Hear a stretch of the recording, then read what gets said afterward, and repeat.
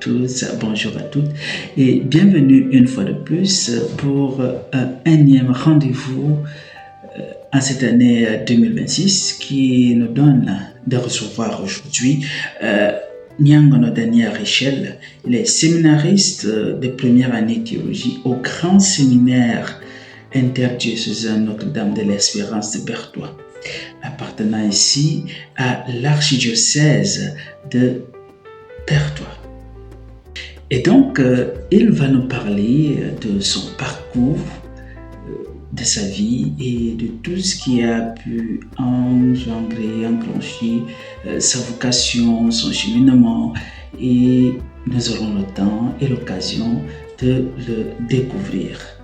Alors, Donald, parle-nous de toi.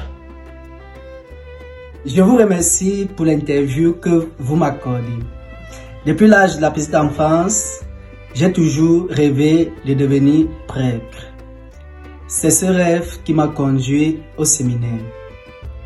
Comme discernement de ma vocation, il faut l'avouer, j'ai vécu dans un milieu religieux. Tout a débuté à la paroisse Saint-Michel de Nîmes. Ma maman étant enseignante catholique et la majorité des écoles catholiques rapprochées des églises, ce qui m'a permis de me rapprocher des prêtres et d'être actif en paroisse où j'étais président des enfants des chœurs. Et tout cela m'a donné le goût et ça fait en sorte que je constate que Dieu m'appelle.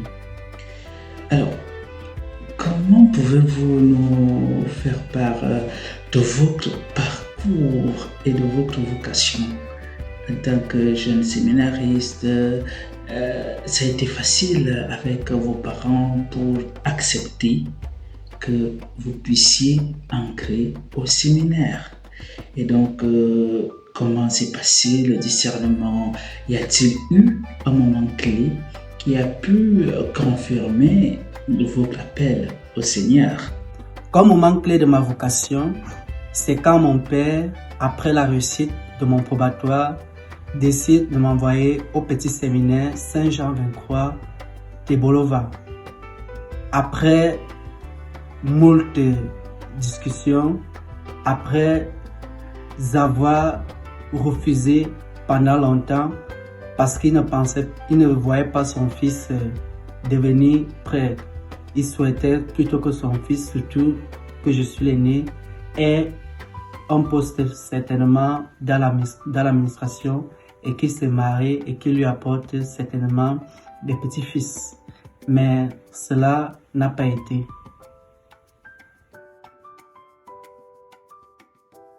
Donald, parle-nous un peu de ta vie, de ton expérience au séminaire. Comment peux-tu décrire tes premiers pas et de ton expérience actuelle au séminaire? Mes premiers pas au séminaire n'ont pas été du tout faciles. J'entrais dans un nouveau monde que je ne maîtrisais pas. Et avec la grâce de Dieu, aujourd'hui, ça va. J'accueille même il y a plutôt d'autres jeunes. Quelles sont les réalités quotidiennes qui rythment votre journée de séminariste au séminaire? Et quelles sont les plus grandes joies que vous avez traversées ou bien que vous trouvez dans la vie communautaire? Comme réalité quotidienne qui rythme mes jours au séminaire, il y a la prière, les études, le travail manuel, le sport et aussi le partage fraternel. Comme grande joie communautaire, je dirais le sentiment d'appartenir à une communauté, la découverte des nouveaux frères et aussi la correction fraternelle. Ça, c'est l'une des grandes joies aussi que je retrouve dans cette communauté-là. Et aussi cette relation fraternelle, même avec les formateurs, au point où il y a vraiment une certaine liberté, une certaine responsabilité à laquelle nous sommes appelés et ça nous galvanise plus. Moi, personnellement. Quels défis avez-vous rencontrés et comment vous avez pu les surmonter? Comme défi rencontré, c'est répondre aux sollicitations du séminaire et aussi à mes besoins personnels. C'est quelque chose de difficile. Et aussi, comme autre difficulté rencontrée ou défi rencontré, je dirais, je suis une personne un peu fermée sur soi, mais avec le temps, j'essaye de travailler ce côté-là et ça m'aide véritablement et mes camarades aussi m'aident dans ce pan-là. Comme autre défi, je dirais vraiment répondre aux besoins de l'évêque, celui d'avoir des prêtres bien formés et qui peuvent véritablement répondre de manière pastorale aux besoins de l'église locale qui est à Bertois. Dites-nous, qu'est-ce qui vous passionne dans votre cursus de formation et depuis que vous êtes entré au séminaire, comment cela se passe? Ce qui me passionne le plus dans ma formation sacerdotale, c'est la connaissance du Christ. C'est le pourquoi je m'implique véritablement dans les études pour mieux le connaître. En ce qui concerne ma vie spirituelle, j'essaye de faire un programme de plus que le programme que me donne le séminaire, afin que j'ai une relation personnelle avec le Christ, non seulement une relation communautaire avec lui. Et aussi, l'aspect de la mission sacerdotale qui m'attire le plus, c'est la pastorale des pauvres. Parce que je crois que c'est dans les pauvres que le Christ se trouve véritablement.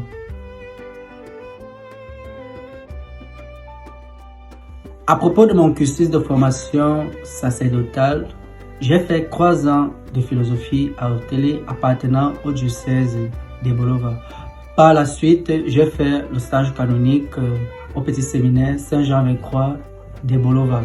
Stage qui à la fin n'a pas été concluant, d'où je me suis retrouvé au quartier où j'ai fait 3 ans de dur labeur en tant que débrouillard. Et par la suite, j'ai déposé mes dossiers pour la diocèse de Bertois et j'ai été admis. On m'a envoyé un stage d'impréhension à la paroisse Saint-Jean-Marie Vianney de Ngiwa Yangamou. Par la suite, j'ai fait le stage canonique à la paroisse Saint-Boniface de Ndokayo. Et stage qui a été concluant et ce qui a permis à ce que l'évêque m'envoie pour la première année de théologie au grand séminaire Notre-Dame de l'Espérance de Bertois, où je suis actuellement. Et en quoi consiste précisément votre première année en théologie? En ce qui concerne la première année de théologie, c'est une année où c'est la porte d'entrée de la théologie, où nous faisons l'introduction de toutes les disciplines théologiques. Quels sont les enseignants qui vous ont particulièrement marqué? Comme enseignant particulier, je n'ai véritablement pas un enseignant particulier parce que j'ai vécu une expérience avec chaque enseignant et chaque enseignant m'a marqué à sa manière. Comment envisagez-vous la suite de votre formation? Ce que j'envisage pour la suite de ma formation, c'est d'imiter le Christ et de lui rester fidèle.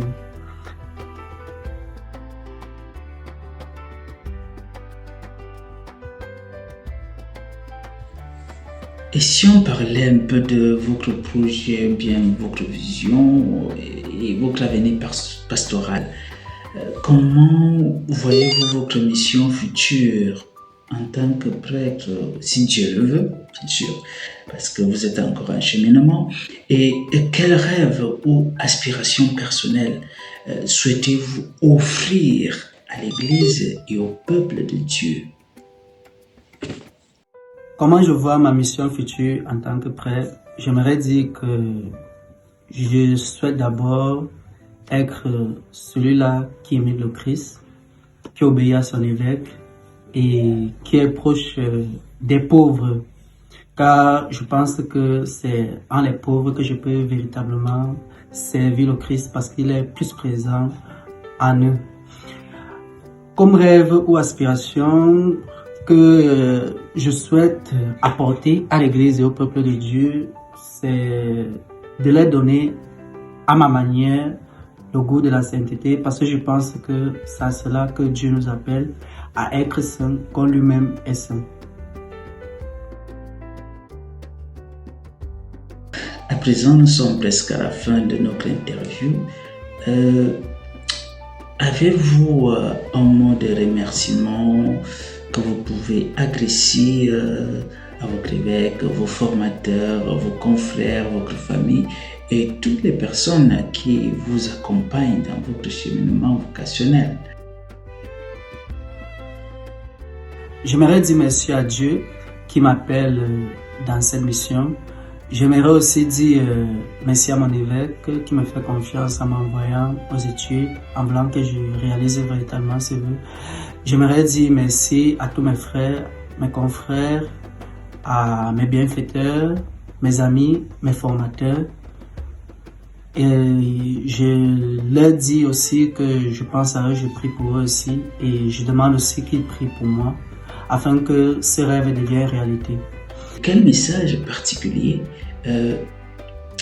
à ceux qui sont également en discernement d'une vocation sacerdotale?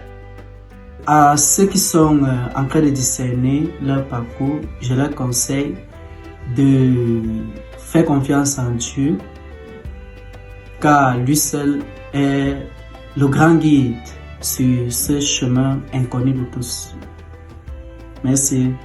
C'est ici que nous mettons un terme à cette interview avec notre jeune frère et ami séminariste qu'on appelle Donald, qui a pris le temps de nous parler de tout ce qu'il a pu vivre et qu'il a vécu et qu'il est en train de vivre pour arriver à la fin du parcours de sa formation. Donc ça veut dire qu'il est encore en chemin, il est encore en parcours. Et donc la chose dont il a le plus besoin en ce moment, c'est de notre prière, de notre soutien. Et donc n'oublions pas souvent de prier pour nos prêtres, nos séminaristes qui sont en formation et sachant qu'ils ont besoin de nos prières. Sur ce, nous allons mettre la clé sur le paillasson et nous allons nous revoir très bientôt pour une nouvelle édition avec un nouveau visage, une nouvelle figure, une nouvelle présentation. Bonne journée à chacun et à chacune et que Dieu vous bénisse au nom du Père et du Fils et du Saint-Esprit. Amen.